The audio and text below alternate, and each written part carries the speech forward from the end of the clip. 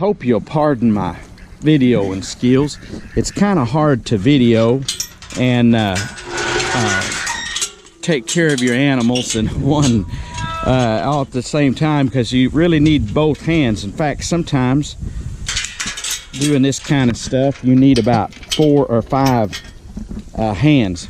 One thing that's bad here, I was welding on this the other day and left some old blocks in here to block this up. But one thing's bad right now, we've had which is good and bad. We've had a bunch of rain, but it has sure made stuff muddy here, and it's kind of rough trying to get these calves in here and stuff and walk around. I just sink down in the mud, and I'm gonna have to get some stuff hauled in here. My dad, he built this old cow lock years ago, and it's worked really good. But over time, it's gotten a few low spots that when it rains, and when you get this much rain, I don't know if you could ever build anything that was soundproof. But I got this old walking cane here. Not that I need a walking cane, but I use it as a little adjustment stick to kind of get these babies to go along. And shh, come on, shh, let's go. And I go shh like that, and just kind of giving them a little encouragement. I don't normally do that to them unless I'm wanting them to go. Come on, let's go, let's go, come on, get out of here, come on, shh, let's go. And anyway, some guys yell at their animals. I just my coaxing is to just a soft shh like that, kind of letting them know I'm behind them, wanting to move. Also, when you wave this stick around, this walking cane, you could get a stick or whatever. I just happened to buy this old walking cane. I think I got it at a yard sale or somewhere. Someone had it, and it looked brand new. But when you get, it makes you look a little bigger when you spread it out in the distance way. So my dad, he actually has trouble getting around. He had started using a walking cane to help get around and also to work the cattle. So I started doing the same thing. And I have to hope this ain't making you dizzy. I'm trying to move the camera slowly. I've got one of these GoPro cameras, and trying to use it here for the cattle. But I may be turning it way too fast, because it's hard for me to think on filming and doing this at the same time. This little calf right here is a little orphan calf. Shh.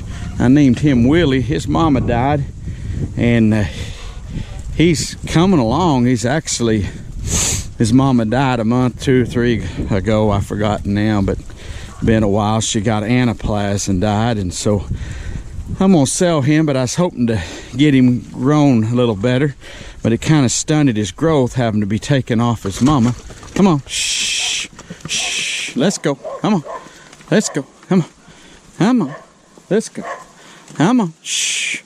I got this old cow in here. I keep an old cow with my weaned animals, and mostly because she's old and she could use some extra victuals during the wintertime. She'll be calving before too awful long, but probably about December is when she usually calves. But come on, let's go. Hip, hip, hip, hip, hip, hip. But an old cow kind of helps keep the young ones gentle down. Some of these in here are heifers that I'll probably want to keep. The ones with the orange tags are steers, and I'll probably end up selling all the steers sometime. I may wait till after the first of the year. Shh, shh, shh, shh,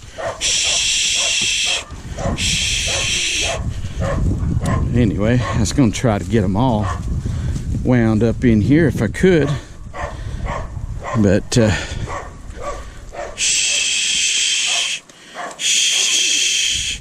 This old cow here, she's been through this a few times, and she's like, she knows that she's fixing to get a shot, and she's had a few shots in her lifetime, probably a couple times a year they get wormed. So she was born and raised on this place, and she kind of knows that getting them up in this lot, and these young ones, they don't really know what I'm trying to do.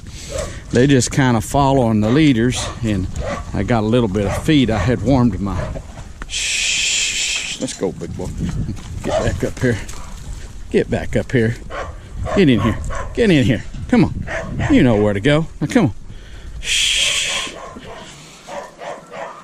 That one there, that little black-white face that tried to get through, she's a... shh. Shh. Get back in there. Get up there. Come on. She's a little heifer, so she'll probably... Ones that try to get away from you are usually the dumb ones. I guess she's smart, but anyway, try to get these boogers up in here. Latch this here. Oh. And right in here, I gotta get something, because I'm sinking in the mire. Anyway,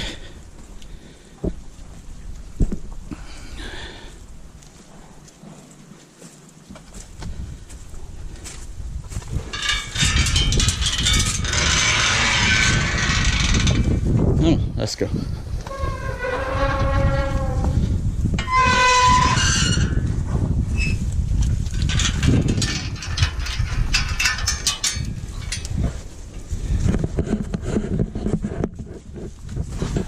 Shh, shh, shh. Let's go. Shh. Come on. Come on. Shh. Shh.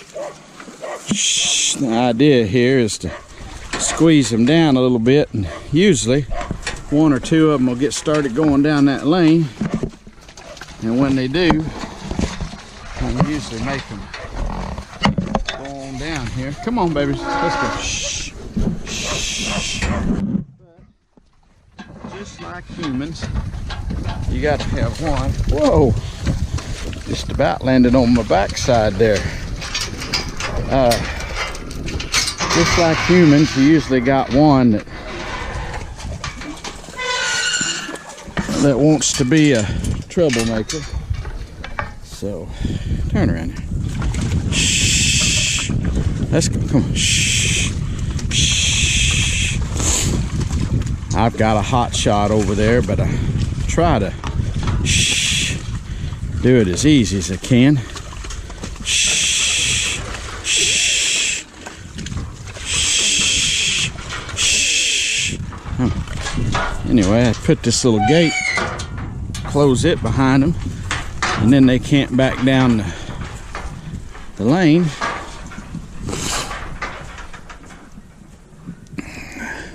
I bought this new head gate, and this gate here used to come out even with my old head gate, and I could swing it around, and this one isn't as good as the it's not set up quite right, so I got to do some work here. I actually bought this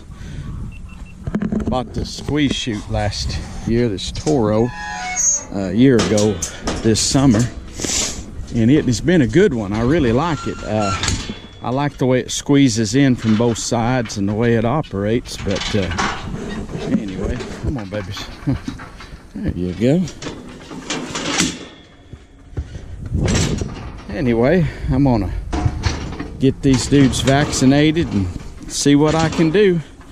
They're lined up here ready to go, and the idea is, if you've worked cattle, you know what I'm talking about, but you just work one at a time. In fact, vaccinating them, I could go down through here and vaccinate each one of them just in this alleyway, and I may do that on some of the steers, but the heifers, some of them I'm going to change ear tags on. So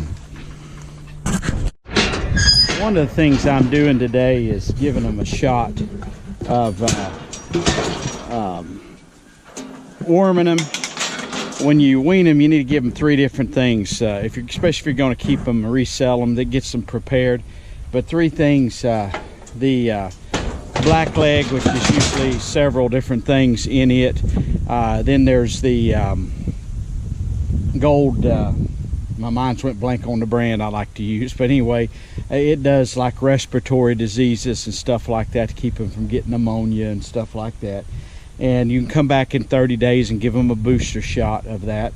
And then I also worm them, and it's hard to feed and fight against worms. And I'll just show you here what they want you to do is give the vaccinations in the neck nowadays. Used to, you'd give them just about anywhere you wanted to give them at.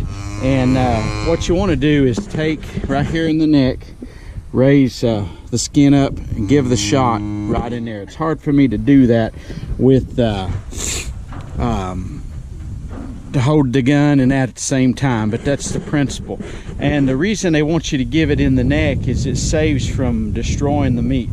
And so I don't care where we get it. We used to give it in the rump, and used to up here in the shoulder area. There was a triangle area there.